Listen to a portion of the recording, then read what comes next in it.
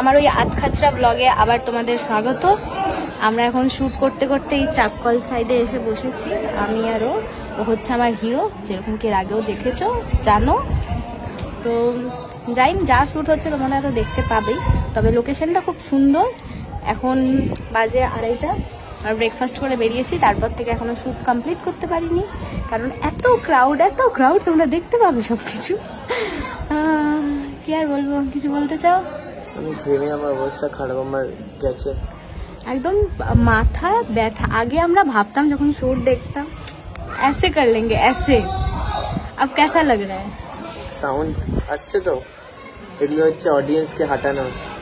আমি আগে দেখতাম যে ঠিক আছে, এমনি যখন মানে কি বলবো এটাকে, আমরা নর্মাল ভিডিওস বানালে কতজন আর আসে, 10-15 জন হার্ডলি,